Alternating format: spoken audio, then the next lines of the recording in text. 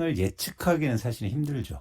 그러니까 현재를 잘 분석하는 건데 그래서 근데 자산시장의 변화의 가장 큰 출발점은 사실 가격이에요. 그러니까 무슨 얘기냐면 특히 부동산 같은 경우에 가격이 크게 하락하면 그러니까 변화가 거기서부터 시작합니다. 왜냐하면 사용 가치가 있기 때문에 가격이 어느 정도 하락하면 이제 살려는 그러니까 직접 거주하려는 수요가 다시 붙기 시작하거든요. 그래서 항상 가격이 과도하게 떨어지거나 이런 지역은 저희가 관심 있게 볼 필요가 있는 거죠. 그런 측면에서는 저희가 세종시가 당시에 보면 예를 들어서 고점 대비해서 평균 한 4, 50%가 하락했으니까 이 정도 되면은 실수요자 입장에서는 한번 관심 있게 볼 필요가 있겠다라고 말씀드린 거고 네. 그러다 보니까 어떤 변화가 일어났냐면 그 이후로 거래량이 증가하기 시작해요. 아무 뭐 이슈가 없었는데 네. 그러니까 거기서 저는 확신을 얻은 거죠. 어떻게요? 앞으로 오르겠구나. 네. 세종시뿐만 아니라 다른 곳들도? 그렇습니다. 그래서 요즘에는 관심 있게 보는 게 부산입니다. 부산이요? 네. 왜요? 또 저기 때문에 해양수산부 때문에? 아니요. 지금 그걸 얘기하는 사람은 거의 없고 뭐 네. 그게 영향이 작잖아요. 사실 크진 않잖아요. 부산이 워낙 큰 지역이기 네. 때문에 아까 전제한과 똑같습니다. 가격이 많이 하락했어요. 그래서 변화가 일어나는데 요즘 제가 부산 얘기하면 다들 또 굉장히 부정적이에요. 뭐라고 하시냐면 노인과 바다인데 무슨 누가 이 얘기를 하셨었는데 네. 노인과 바다라고 불릴 만큼 지금 부산은 아무 매력이 없는 시장이다. 그렇죠. 저는 그렇게 보고 있지 않습니다. 네. 네네. 워낙 이제 전세 매매 비율이 높았기 때문에 이런 문제가 아파트로도 확대될 수 있다고 저는 보는 거죠. 그래서 사실은 이게 쉽지 않은 문제다. 그렇게 되면 아까 이제 저희가 첫 번째로 얘기 드렸듯이 매물도 증가할 수 있는 거예요. 그래서 부동산 시장에 전반적인 영향을 미칠 수 있고 신용 구조에도 영향을 줄 수 있다고 저는 생각합니다. 네. 그런 분들이 뭐 집을 팔아서라도 전세금을 내주고 싶지만 또 안 팔리잖아요. 또 그런 것도 그 악화시킬 수 있는 문제가 될 수 그렇죠. 있겠네요. 그럼 어쩔 수 없이 뭐 최악의 경우는 경매를 가거나 이렇게 네. 되는데 그러면 전세금도 못 돌려주는 경우가 지금 이미 나타나고 있잖아요. 안타깝게도 많은 분들이 지금 어려움을 겪고 있고 최근에도 한 분이 생을 달리하셨는데 그게 사실은 엄밀하게 따지면 한국의 부동산 구조의 아주 취약한 점을 보여주는 겁니다. 네. 자기 돈을 그냥 내고 샀거나 아니면 자기가 감당할 만한 수준의 레버리지를 일으켜서 빚을 일으켜서 샀다면 이런 문제가 없겠죠. 네. 근데 그게 전세금을 통해서 사놨기 때문에 문제가 더 심각해질 수 있다는 거예요. 근데 흥미롭게도 전세 가격이 한국에서 이렇게 최근처럼 가파르게 빠진 적은 없어요. 그만큼 사실은 전세 가격, 그러니까 입주 물량이라든가 이런 부분에 대해서 좀 부족했고 사람들이 전세 수요가 많았다는 거죠. 네.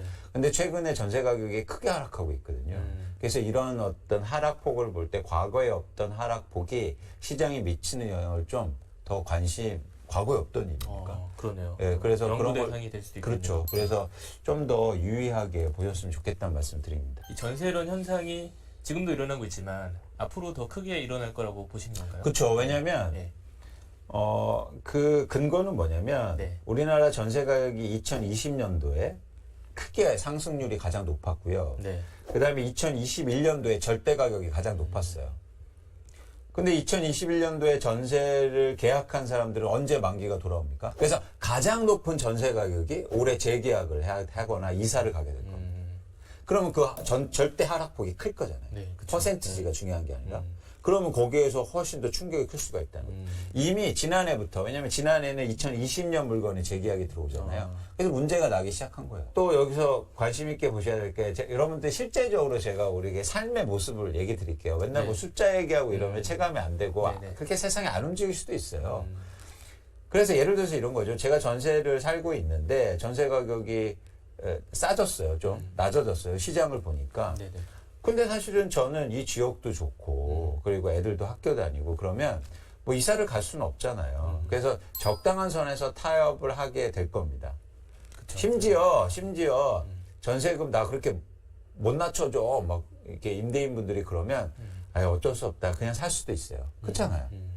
이사 가는 어떤 마찰 비용 그리고 어떤 교체 비용이 더 칠 수가 정책이 나오면서 집값이 반등하고 있는 상황인데요. 집값 반등이 계속 이어질 수 있다고 보시나요? 그러니까 최근에 흐름을 일단 보시면 지난해 한 5월부터 올해 1월까지 집값이 빠지다가 한 2월부터 최근까지 집값이 반등하고 오르기 시작했죠. 그런데 중요한 건 뭐냐면 옳은 건 옳은 거고 이제 이 상황이 지속될 것인가를 저희가 판단하는 게 되게 중요하잖아요. 그러기 위해서는 현상보다도 지금 변화가 왜 일어나는지 원인 파악을 좀 할 필요가 있습니다. 그런 측면에서는 제가 판단하기에는 정부 정책이 영향이 컸고 또 하나 뭐냐면 집값이 빠졌기 때문에 회복하는 것도 있었거든요. 그래서 최근에 집값이 오른 원인을 좀 요약해드리면 집값이 빠지고 그런 상황에서 정부 정책이 들어오니까 누군가 집을 사기 시작한 거죠. 그래서 집값이 올랐다. 근데 이 상황이 지속될 것인가를 판단하기 위해서는 그럼 누가 샀는가를 저희가 알아야 되잖아요. 근데 최근에 집을 산 분들을 좀 분석해 보면 실거주자들이 많았어요.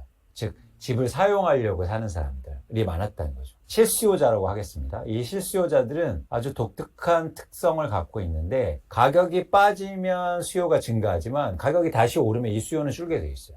이유는 뭐냐면 집은 사고 싶지만 집값이 다시 오르면 여력이 감소하는 거예요. 살 수 없는 거죠. 그렇기 때문에 실수요는 이렇게 가격이 다시 오르면 실수요는 줄게 됩니다. 그렇게 되면 이런 상황이 지속될 수 없다고 저희가 판단할 수 있는 거죠. 그래서 저는 이게 집값이 계속 오르기에는 굉장히 힘들지 않느냐라고 판단하고 있습니다. 그 이유는 최근의 변동 원인인 실수요 증가가 지속되기 어렵다라고 판단하는 겁니다. 왜? 가격이 다시 올랐으니까. 거래량도 궁금합니다. 그러니까 서울 집값 사이클이 반복될 뿐 수요가 꾸준히 무상향하도록 이제 집값을 무상향하도록 밀어 올릴 수밖에 없을까요? 그게 흥미로운 지점은 네. 예를 들어서 서울 집값이 장기적으로 보면 오를 수 있죠. 근데 그 이유가 공급이 부족해서는 아니에요. 그 이유는 투자 수요 때문이에요. 제가 계속 강조하죠. 그러니까 투자 수요가 있기 때문에 집값이 오르는 거지 절대 공급수가 모자라서 오르는 건 아니라는 거죠. 그런 차원에서는 반대로 투자 수요가 감소하면 집값은 떨어질 수 있다는 겁니다. 공급이 없어도. 예를 들어서 우리가 이게 왜냐면 자산화돼 있고 투자화돼 있기 때문에요. 투자화돼 있는 시장은 이런 투자 수요들이 가장 중요한 거거든요. 예를 들면 비견한 예로 뭐 제가 이렇게 얘기하면 또 야 부동산하고 어떻게 그런 걸 비교하라고 말씀하시지만 대표적으로 저희가 실체가 없는 투자 자수 중에 뭐가 있습니까? 코인이 있잖아요. 맞습니다. 코인의 가장 큰 특징이 뭡니까? 가치가 어디 담보돼 있지 않다. 코인에 예를 들어서 비트코인 같은 거는 추가적인 발행이 안 되잖아요. 그러니까 공급이 없는 거예요.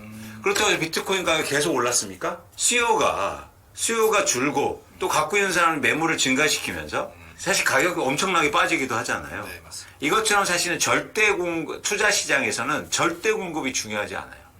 매물의 양과 투자하는 사람들이 어떻게 할 건가가 증가할 거냐 감소할 거냐 이게 중요하다는 거죠. 그래서 그 연결고리를 같이 보시면 안 된다. 절대 공급이 없어도 가격은 빠질 수 있고 반대로 절대 공급이 많아도 가격은 오를 수 있다는 거예요.